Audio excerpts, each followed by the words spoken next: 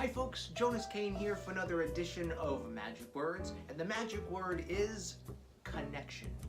A number of years ago, I was contracted to do a tour of all the senior centers in Springfield, Massachusetts with my magic act. And on this one particular day, I showed up to one of the locations and I was met with the most unfortunate circumstance. Everyone was playing bingo. There's one thing I've learned very early in my career is people don't like to be interrupted from what they're doing to watch a magic show, especially if they're senior citizens playing bingo.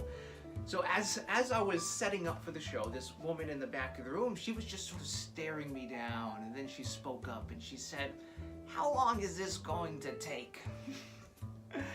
And I explained to her, I said, well, if everyone's enjoying the show and participating, it might go as long as an hour. But if people aren't really participating that much, it'll probably be done in about 40, 45 minutes. She just said, oh, it'll be a short show. It was an uphill battle from the very beginning. So now, to be sure, there were some people there who did want to be a part of the magic show, so I quickly aligned myself with these allies, but I kept a close eye on the woman in the back of the room.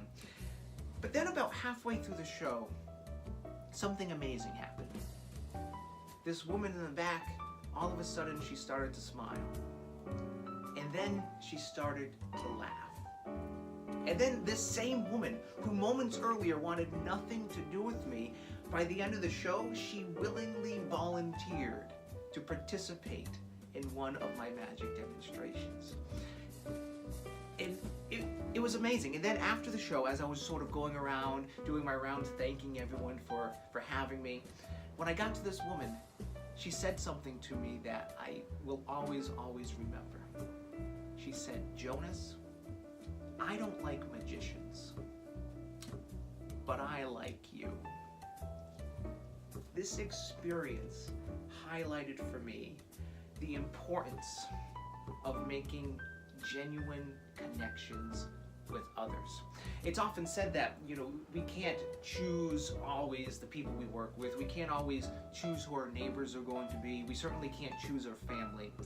In fact, it's often likened to life is like being shipwrecked on an island with people from all walks of life. And the question becomes, well, how do we not just survive, but thrive among people with all different beliefs and values and goals? And I've identified 3 ways to create meaningful connections with others, to foster a sense of community, regardless of how different we all are. And the first choice that we can make if we want to develop genuine connections, the first choice is to choose to be likable. Now, just like with that woman from the show I talked about, she wanted nothing to do with me until I was able to become likable. And that opened up the opportunity to have a positive experience. Now, there's a fine line between seeking to be likable for a worthy cause versus seeking to be likable to feed approval addiction, which certainly isn't recommended. But when we approach it from a place of good intentions to have a good and positive experience, I believe that can be a great way to seek a genuine connection. So the question becomes, well, how do we become likable? Well, one of the ways is to ask questions, and that's the second choice that we can make. We can choose to be interested enough in others to ask questions. Now, this is a great way to get to know them. This is a great way to find common ground, but it's also a great way to demonstrate that we do care about them, that we are interested enough to ask questions. This involves, of course, listening genuinely to the answers, but it also means asking some self-reflective questions. Questions such as, do you feel what they feel? Do you see what they see? Do you know what they know? And do you want what they want?